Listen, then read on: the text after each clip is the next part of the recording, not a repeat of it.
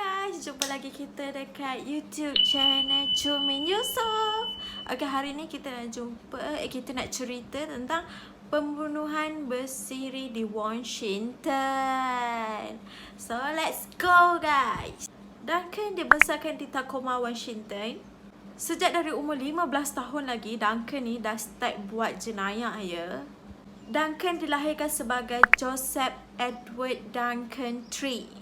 Duncan adalah anak keempat daripada 5 beradik. Bapanya bernama Joseph Edward Duncan Jr. dan ibunya bernama Lillian May Duncan. Bapanya Duncan Jr. merupakan seorang tentera. Sebab tu keluarga dia ni selalu pindah randah dalam Amerika Syarikat ataupun luar Amerika Syarikat. Sebab ayah dia seorang tentera kan. So seorang tentera ni akan selalu pindah randah. Mereka sekeluarga akan berpindah setiap tahun atau 2 tahun sekali. Hinggalah mereka berpindah ke Tacoma, Washington.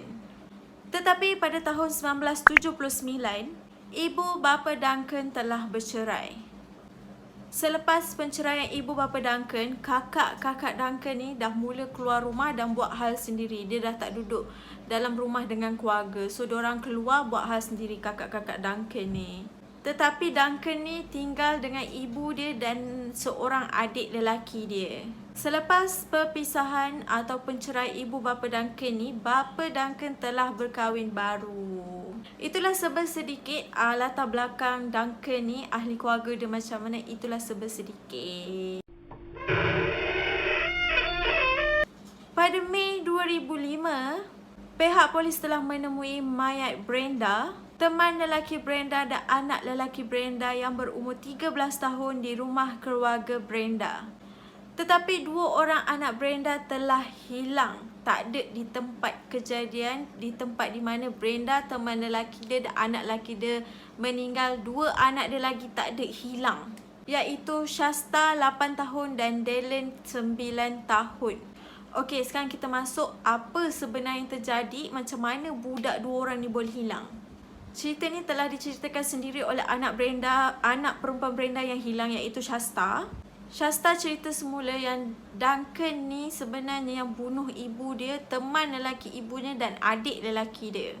Kemudian menculik Shasta dan Dylan dan membawa mereka pergi menaiki sebuah jet berwarna merah. Ketika kejadian, ibu Shasta ni, dia dah panggil Shasta untuk turun ke bawah. Shasta! Selalu mak-mak panggil macam tu kan. Kau turun bawah sekarang? Gitu. Kalau mak-mak Melayu lah macam gitu. Bila Shasta ni dah sampai dekat ruang tamu, Shasta dah nampak Duncan ni. Satu nama.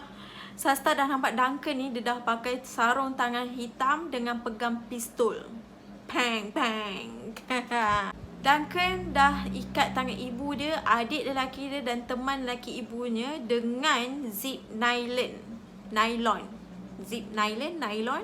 Selepas Duncan ni dah nampak Shasta, dia tak ikat Shasta dengan Dylan sekali tau. Dia tak ikat. Dia terus ambil Shasta dengan Dylan dengan Dylan. Sorry. Okay, dia ambil Shasta dengan Dylan ni, bawa keluar rumah. Keluar daripada rumah tu, dah masukkan mereka ke dalam jet merah tu. Jet merah tu adalah jet merah yang dicuri oleh Duncan. Semasa Shasta dengan Dylan ni tunggu dalam kereta, Shasta dengar tunang ibu dia ni, boyfriend ibu dia ni menjerit dalam rumah. Lepas tu Shasta pun nampak yang abang lelaki dia ni terhuyung-hayang dalam rumah, jalan terhuyung-hayang. Mungkin dia dah start sakit atau ada yang cedera dekat dia, sebab tu dia jalan terhuyung-hayang. Kemudian Duncan memukul mereka bertiga sehingga mati. Tetapi Shasta dengan Dylan tak nampak pun apa-apa yang terjadi, tak nampak pun macam mana boyfriend ibu dia dengan abang dia mati. Selepas itu, Shasta dan Dylan telah dibawa ke lokasi lain, menaiki jet merah tu. Di lokasi inilah mereka berdua telah dicabul dan diseksa selama 6 minggu. Shasta berkata yang mereka berdua ni telah dibawa di satu kawasan yang sangat jauh dan tinggal di 2 tapak perkemahan yang berbeza. Semasa mereka berada di tapak perkemahan inilah, Duncan telah memberitahu Shasta, "Weh, aku dah pukul ahli keluarga kau sampai mati guna tukul." Ada satu hari tu Sasta telah dengar satu bunyi letupan dan dia terus berdiri sebelah jeb merah yang diorang naik jeb merah tu. Okay, Sasta nyuruk dekat tepi jeb tu lepas dengar letupan. Selepas bunyi letupan tu, Sasta terus berlari pergi ke Dylan yang dah terbaring atas lantai sambil menjerit.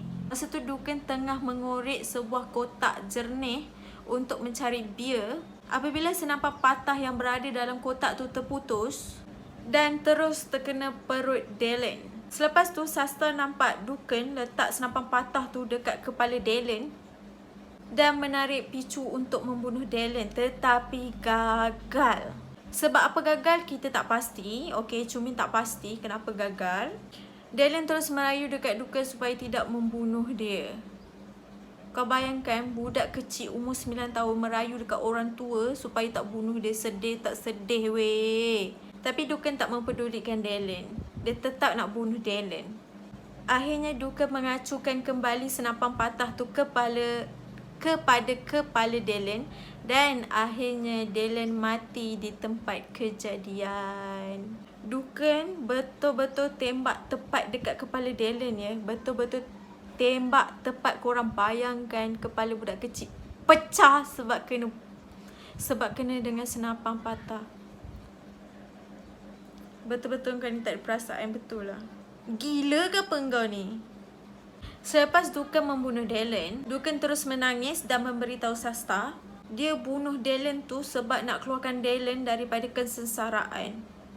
What? Kesengsaraan apa yang kau nak keluarkan? Ke kau yang bagi budak tu sengsara? Betul-betul tak ada otak dia ni. Betul-betul tak ada otak. Info tambahan, satu upacara peringatan untuk Dylan telah dilakukan pada 16 Julai 2005 yang merupakan hari jadi Dylan yang ke-10. Okay, kita kembali semula kepada Sasta. Sasta ada cerita juga yang Duncan ni sebenarnya nak bunuh Sasta juga lepas dia bunuh Dylan.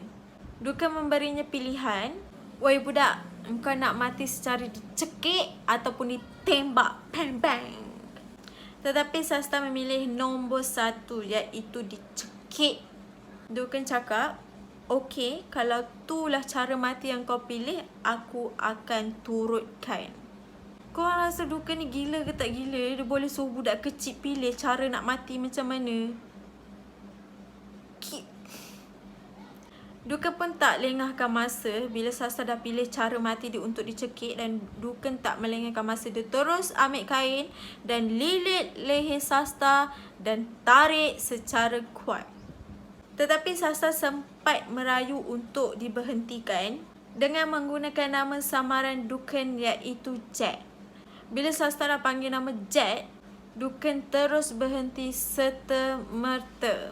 Selepas tu Duncan bertanya kepada Sasta, woi budak, kau nak jumpa ibu kau tak? Ya, aku nak jumpa ibu aku. Dan Duncan terus membawa Sasta ke arah Cure the Ellen. Korang baca sini lah.